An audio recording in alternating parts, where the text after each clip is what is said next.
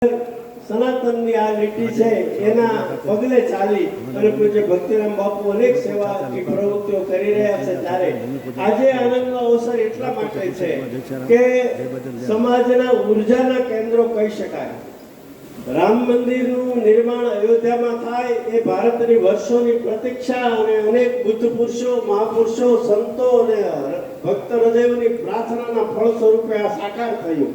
પણ હું કાયમ એમ કહું છું રામ મંદિરની પ્રતિષ્ઠા પછી કે એ આપણા માટે, દેશ માટે અને દુનિયા માટે, રામ ભક્તો માટે આનંદનો, સનાતન ભારતીય સંસ્કૃતિ માટે આનંદનો અવસર હતો. પણ આ બધાને જીવંત રાખવાનું કામ હું આ જવાબદારીપૂર્વક મંચ પરથી કહું છું કે જેને વર્ષોથી, હજારો વર્ષની પ્રતીક્ષા પછી રામ મંદિર નિર્માણ થાય પણ એને જીવંત રાખવાનું કામ કોણે કર્યું? નવી પેઢીને, આજની પેઢીને આપણા પૌરાણિક પાત્રોનો પરિચય નથી, આપણા ઇતિહાસનો પરિચય નથી. મોબાઈલની, ઇન્ટરનેટની દુનિયામાં લોકો જ્યારે આટલા વ્યસ્ત છે ત્યારે આટલા વર્ષોથી જ્યારે આટલા સાધનો નહોતા ત્યારે રામ, કૃષ્ણ અને સનાતની ચેતનાને મારા તમારા લોહીમાં ધબકતી રાખવાનું કામ કોણે કર્યું? તો એ અમારા ઠાકર મંદિરો, દેવાલયો અને શિવાલયોએ કર્યું. ગામડે ગામડેથી કોઈ અપેક્ષા વગર હાથમાં તાંબડી લઈને હવારે એ માગવા નહોતા જતા, જગતને ચેતવવા જતા હતા અને એને કહેવા જતા હતા કે તું રામનો વંશજ છો, તું કૃષ્ણનો વંશજ છો.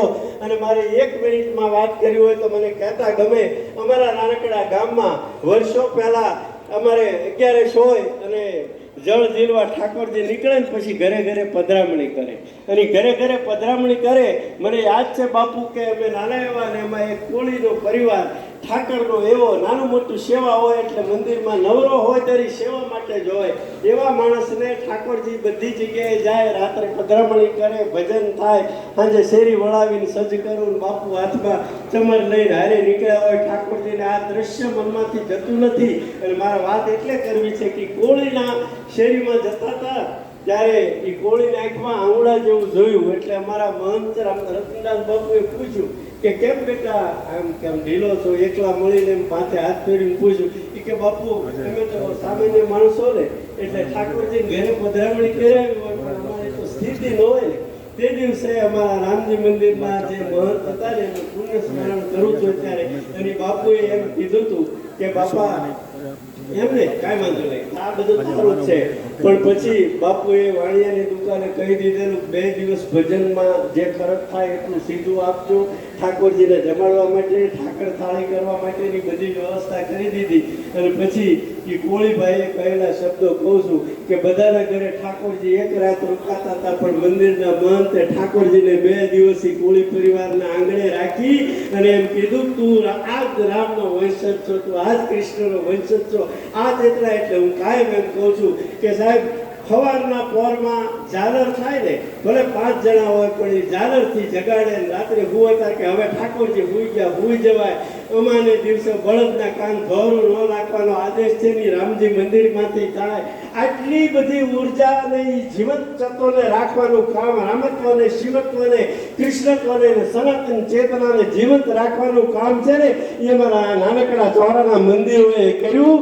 એમની પ્રાર્થના, એમની પૂજા અને નિરપેક્ષ સેવા સાહેબ કોઈ હોય કે ન હોય કોઈ અપેક્ષા વગર એણે જીવંત રાખ્યું. એ જીવંત રાખનારી ઉર્જા કેન્દ્રોના પૂજારીઓના છોકરાઓ ભણે, બાળકો ભણે અને એના માટે અમારા ભક્તિરામ બાપુ સંકલ્પ કરે કે એ બાળકો ભણે અને એ પાછા કોઈ પણ પ્રકારના ખર્ચ વગર ભણે, નિઃશુલ્ક ભણે.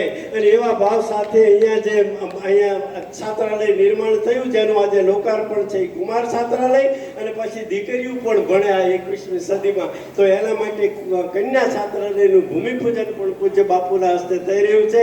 આપણા માટે હાલાથી હરખનો પ્રસંગ ન હોય, સનાતની ચેતનાને ઝંકૃત કરતા આપણું હૈયું છે, અસ્તિત્વ આનંદિત બને. જોરદાર તાળીઓ સાથે આવા સંકલ્પને આપણે વધાવીએ.